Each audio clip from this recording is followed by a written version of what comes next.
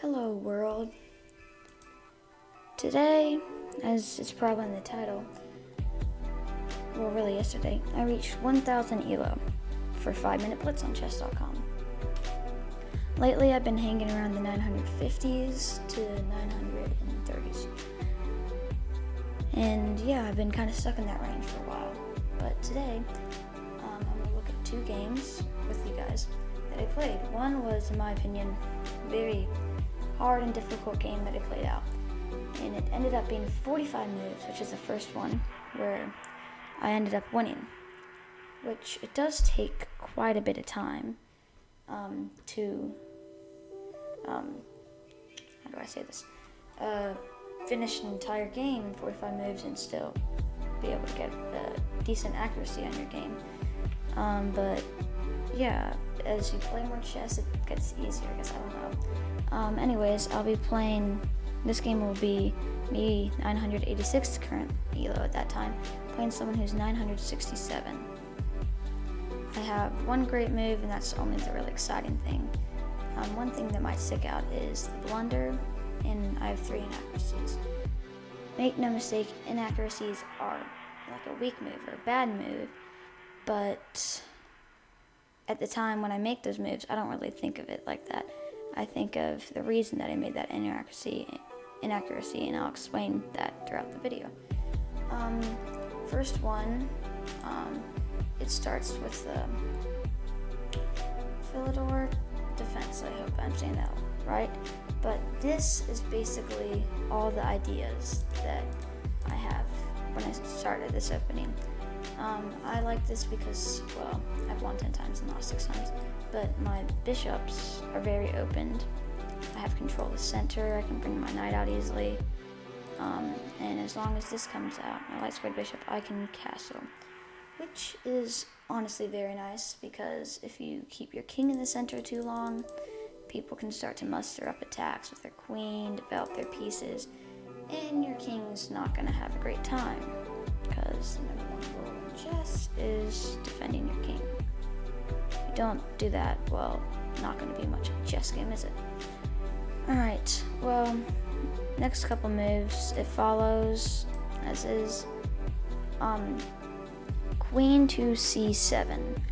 I personally do not really see the idea of this move. Maybe it's to develop their pieces to long castle. I honestly just don't know. But I don't want to be mean, but the problem is I have 2 knights in the center.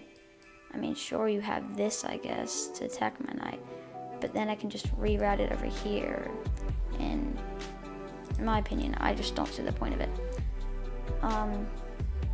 Yeah, I do like to keep my knights in the center because they are definitely very powerful, because they have a wide range, they can hop over pieces. Knights are very tricky, and in my opinion, I prefer knights in an endgame more than bishops. Alright, continuing on, I move my bishop e3, casual defending my knight on d4, pawn a6. Alright, if you look at the valuation bar, it just went down quite a lot. It went from 1.5 to 0.75. Lost half of the total advantage points that I had at that time. And this move was an inaccuracy. Bishop d3. The thought of this is defending my pawn. And I'm sure there's numerous better ways to do this, but at the time, I thought, well, I want to get my bishop out, so might as well just do it now. And it allowed me to castle. Computer saw this as an inaccuracy because I guess just knight f6 attacks the pawn and they can break through like that. It's not much of defending, but it was more because I wanted a castle. Alright, continuing on. Yeah, knight d7. Looks like they are trying to long castle, I guess. Knight f5. The goal, I think, of this move was to try to just get my bishops more opened. I should have honestly castled here, I think. Right? Moving my queen up was the best.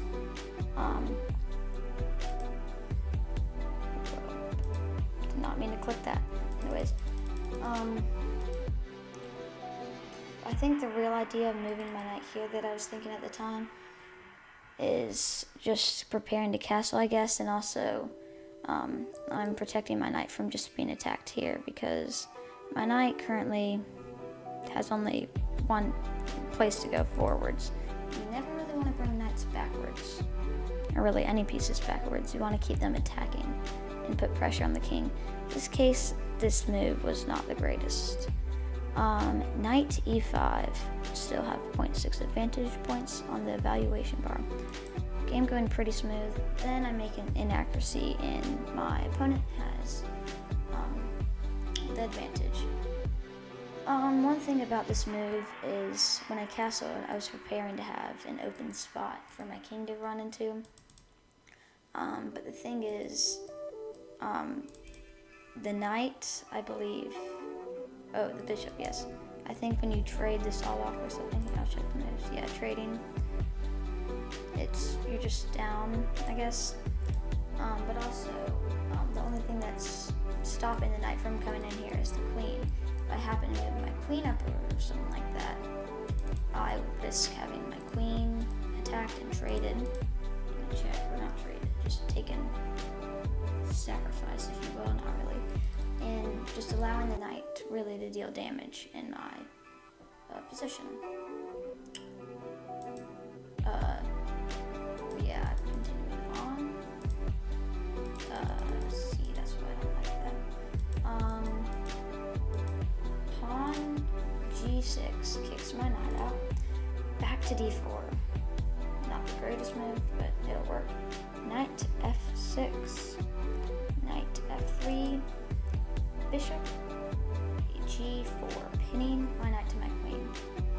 Now this is a very interesting move because not only are you threatening to take my knight here, you're also threatening to fork my queen and my rook.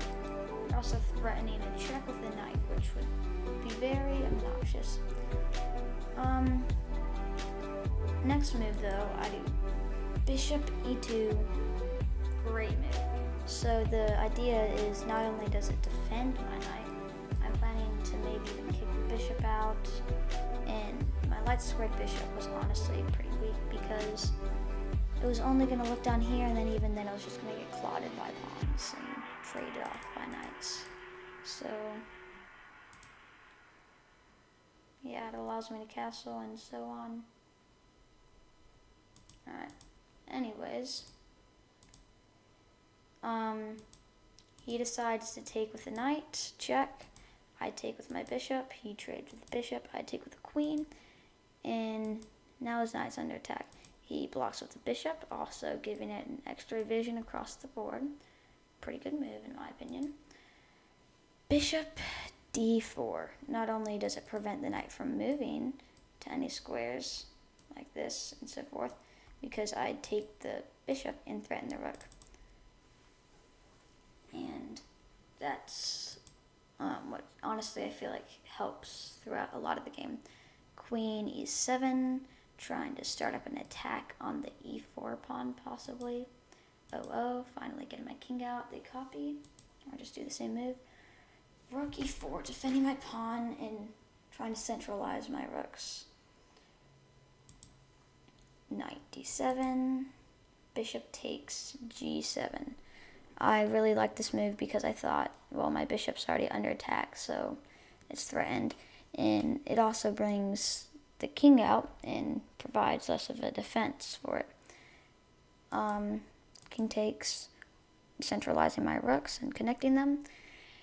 d1.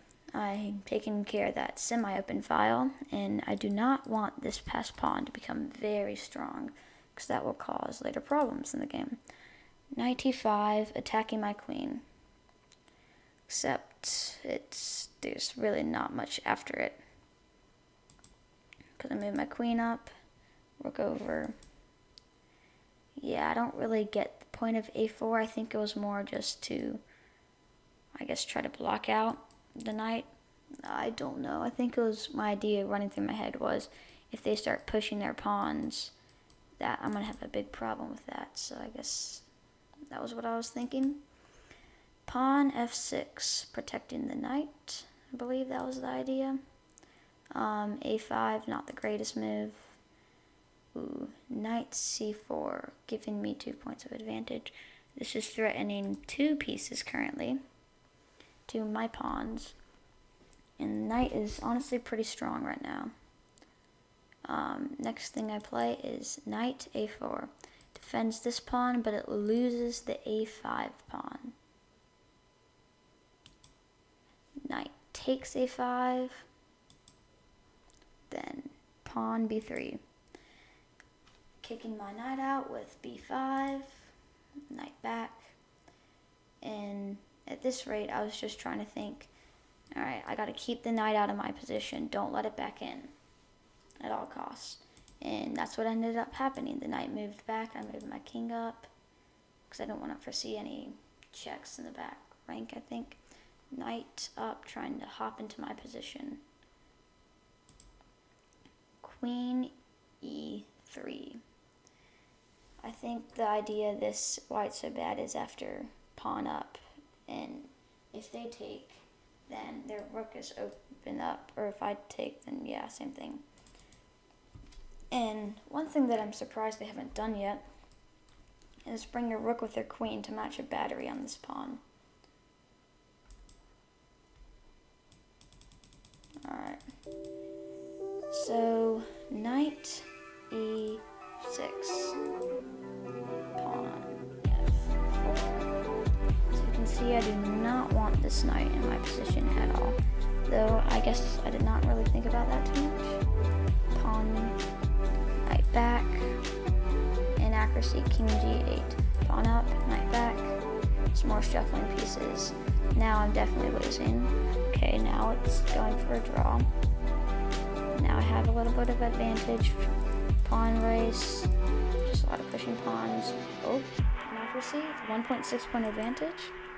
Rerouted my rooks. And this is where it gets really crazy. With a minute left on the clock, I spot take,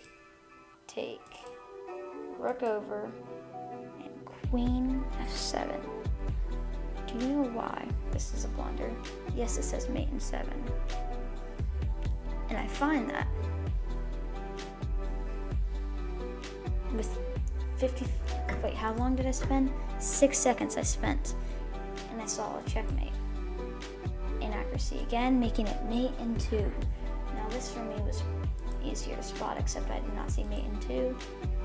King back, rook up, knight blocks, and the inettable.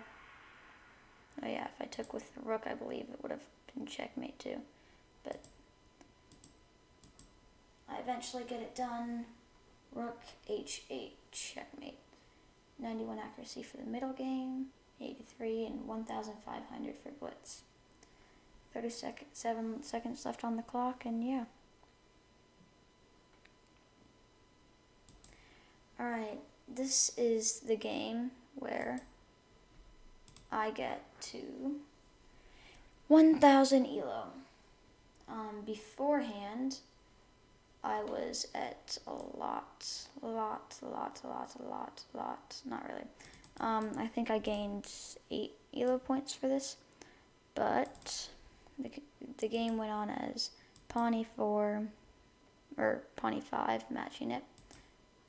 f3, normal development, putting their knight in the center. One thing about this move is it threatens my bishop and it offers a trade of the knight. I actually do trade knights and give his bishop that strong diagonal, which I don't know, now thinking if that was the best thing to do. Castles, inaccuracy. I think it would rather me develop my pieces and get more of a structural, how do I say this? Win, I guess, I don't know. D6, inaccuracy, knight c3, inaccuracy, a6. I want to kick that bishop out.